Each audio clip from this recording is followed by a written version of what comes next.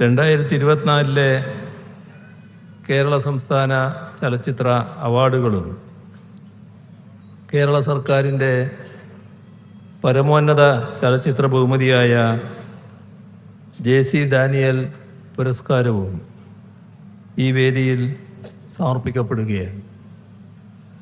സിനിമയുടെ 35 വിഭാഗങ്ങളിൽ മികവ് പുലർത്തിയ അഭിനേതാക്കൾക്കും സാങ്കേതിക രംഗത്തെ കലാകാരന്മാർക്കുമാണ് അവാർഡുകൾ സമ്മാനിക്കുന്നത്. മലയാള സിനിമയുടെ കലാപരമായ മികവിനെയും സർഗാത്മകമായ വളർച്ചയെയും ചരിത്രപരമായി അടയാളപ്പെടുത്തുക എന്ന ദൗത്യമാണ് കേരള സംസ്ഥാന ചലച്ചിത്ര അവാർഡ് നിർണയത്തിലൂടെ നിർവഹിച്ചു പോരുന്നത്.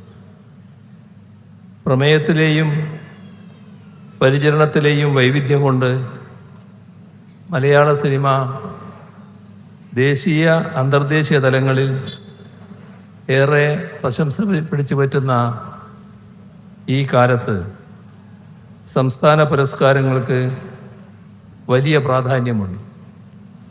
മലയാള സിനിമയുടെ കലാപരമായ വളർച്ചയെ സഹായിച്ച നിർണായകമായ ഘടകങ്ങളിലൊന്നാണ് സംസ്ഥാന ചലച്ചിത്ര അവാർഡുകൾ.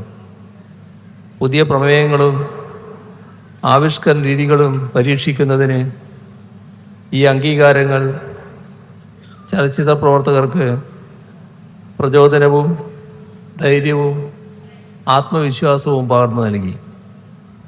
മലയാള സിനിമയ്ക്ക് 100 വയസ്സ് പൂർത്തിയാവാൻ ഇനി 2 വർഷങ്ങൾ മാത്രമാണ് മുന്നിലുള്ളത്.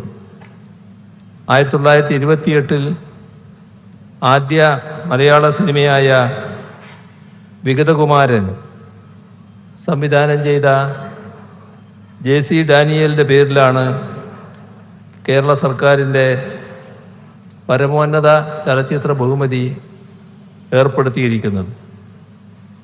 ഈ പുരസ്കാരത്തിന് തിരഞ്ഞെടുക്കപ്പെട്ട 32ാമത്തെ വ്യക്തിയായ ശ്രീമതി ശാരദ മലയാള ചലച്ചിത്രകലയുടെ ചരിത്രത്തിൽ സമാനതകളില്ലാത്ത നേട്ടം കൈവരിച്ച നടിയാണ്.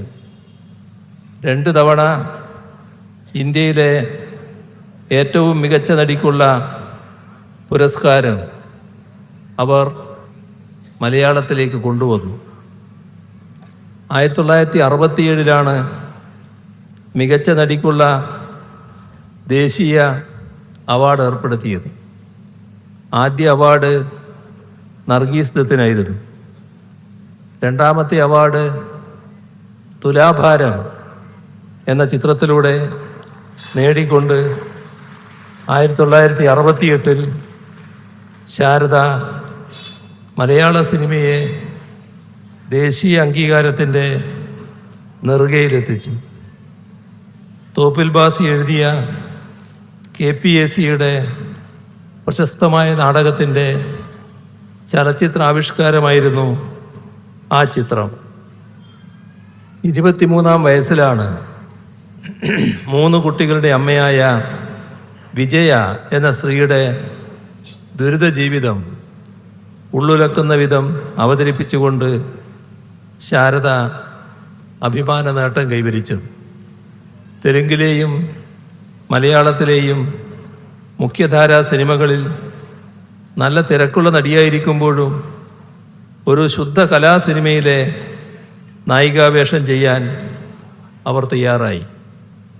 മലയാളത്തിൽ നവതരംഗത്തിന് തുടക്കമിട്ട അടൂർ ഗോപാലകൃഷ്ണൻ്റെ സ്വയംവരത്തിലെ പ്രകടനം 2ാമത്തെ ദേശീയ പുരസ്കാരത്തിന് ശാരദയെ അർഹയാക്കി. വാക്കുകളേക്കാൾ നോട്ടം കൊണ്ടും ഭാവം കൊണ്ടും ഉള്ളിലടക്കിപ്പിടിച്ച വികാരങ്ങൾ തന്മയത്വത്തോടെ പ്രകടിപ്പിച്ച് സീത എന്ന കഥാപാത്രത്തെ അവർ അനശ്വരിയാക്കി.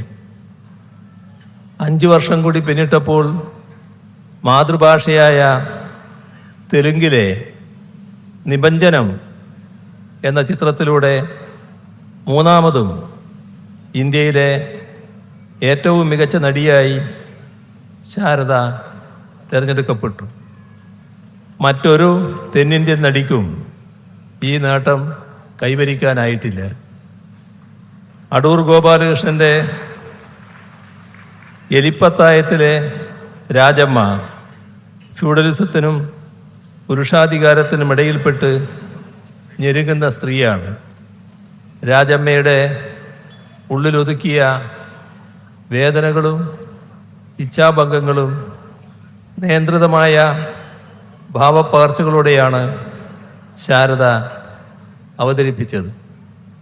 MT വാസുദേവൻ നായർ തിരക്കഥ എഴുതിയ മുറപ്പെണ്ണിലെ കുഞ്ഞുലക്ഷ്മി, ഇരുട്ടിലെ ആത്മാവിലെ അമ്മുക്കുട്ടി, ഭരതൻ സംവിധാനം ചെയ്ത ഒരു മിന്നാമിനുങ്ങിൻ്റെ നുറുങ്ങുവട്ടത്തിലെ സരസ്വതി ടീച്ചർ തുടങ്ങി മലയാളിക്കൊരിക്കലും മറക്കാനാവാത്ത നിരവധി കഥാപാത്രങ്ങളെ അവർ നമുക്ക് സമ്മാനിച്ചിട്ടുണ്ട്.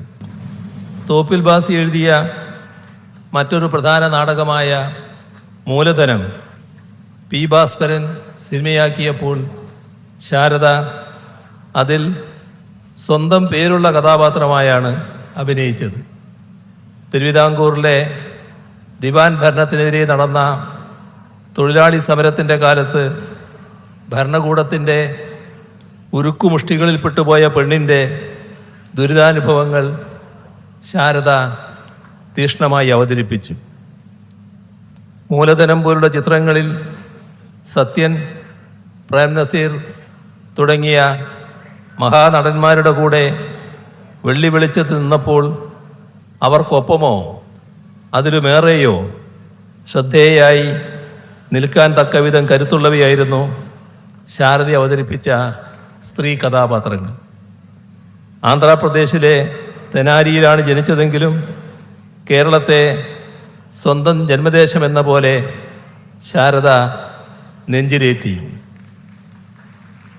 125ഓളം മലയാള ചിത്രങ്ങളിലൂടെ മലയാളികളുടെ സാംസ്കാരികമായ അനുഭവ ചരിത്രത്തിൻ്റെ അവിഭാജ്യ ഘടകമായി.